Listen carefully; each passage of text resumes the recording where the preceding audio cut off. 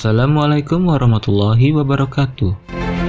Roso Daras adalah seorang wartawan senior yang banyak menulis kisah-kisah pendek tentang Bung Karno.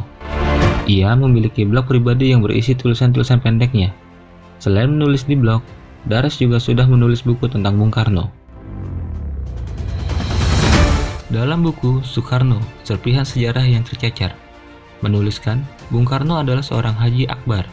Saat ia berangkat haji tahun 1955, ritual inti haji terjadi pada hari Jumat, sebuah hari suci bagi umat Islam. Karena itulah ia bergelar Haji Akbar. Tentu saja peristiwa itu tergolong langka.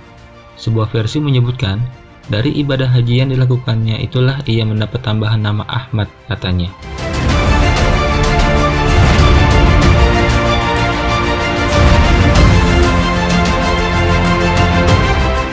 Bung Karno tidak menyenangkan nama Ahmad maupun gelar haji di depan namanya.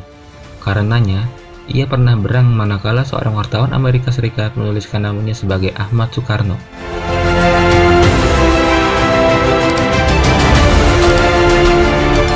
Menunaikan ibadah haji tahun 1955 tentulah berbeda dengan era sekarang, sebab fasilitas penunjang kelancaran beribadah belum sesempurna saat ini.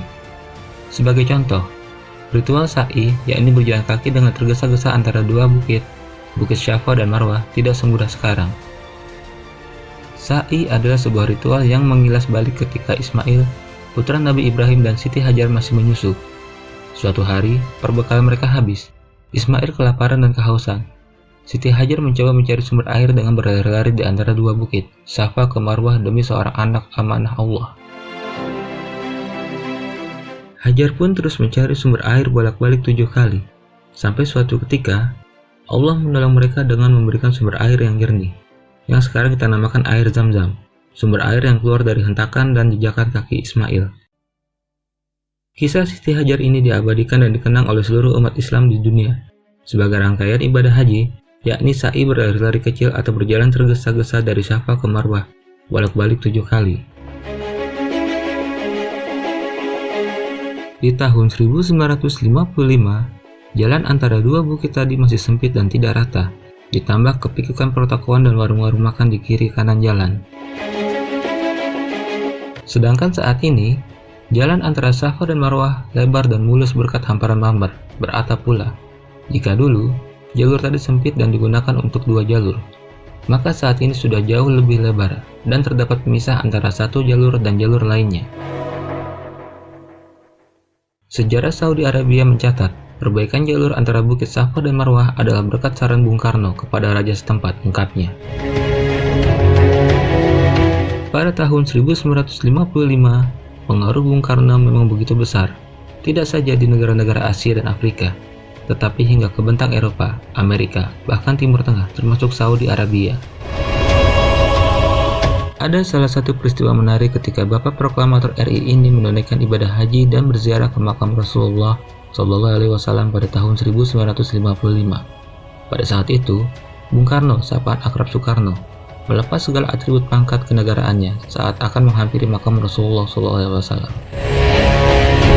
Kisah ini diceritakan oleh Syed Hussein Mutahar, pengarang lagu-lagu perjuangan seperti Hari Merdeka, 17 Agustus tahun 45, Himne Pramuka, Syukur. Ia menceritakan bagaimana Bung Karno sangat menghormati dan mencintai Rasulullah SAW. Syed Mutahar yang ikut dalam rombongan ibadah haji Bung Karno bercerita, saat Bung Karno berjalan di kota Madinah bersama Raja Saud bin Abdul Aziz, Bung Karno bertanya kepada Raja Saudi, "Di mana makamnya Rasulullah SAW, wahai Raja?" Raja Saud bin Abdul Aziz menjawab, "Oh, itu makam Rasulullah SAW sudah terlihat dari sini." Saat itu juga Bung Karno melepaskan atribut-atribut pangkat kenegaraannya. Raja Saudi pun heran dan bertanya kepada Bung Karno, "Kenapa Anda melepaskan itu semua?"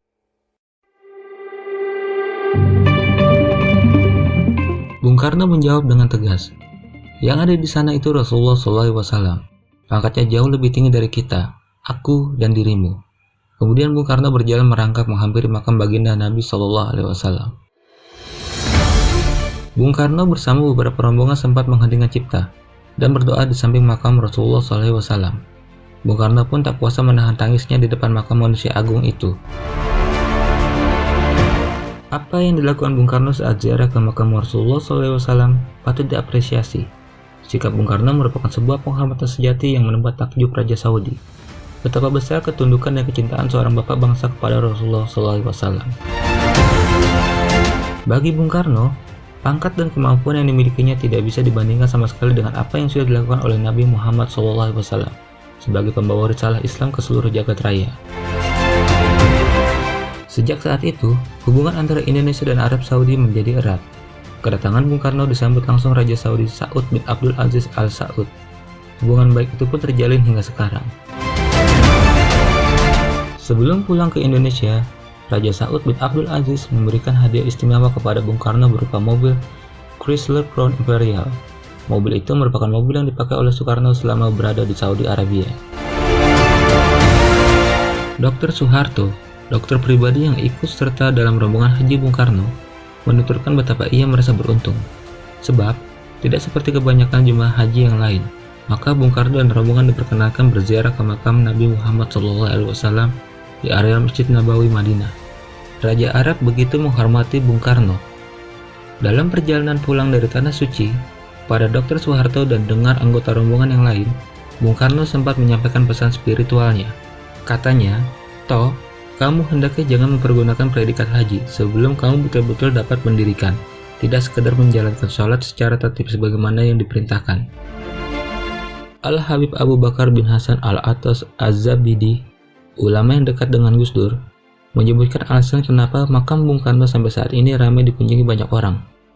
Itu karena Presiden pertama Indonesia itu sangat memuliakan Nabi Muhammad SAW. Hingga hari ini, makam Bung Karno di Blitar, Jawa Timur selalu ramai dikunjungi warga dari penjuru daerah. Karunia Allah yang paling lengkap adalah kehidupan yang didasarkan pada ilmu pengetahuan. Allahu a'lam bishawab. Semoga bermanfaat. Wassalamualaikum warahmatullahi wabarakatuh.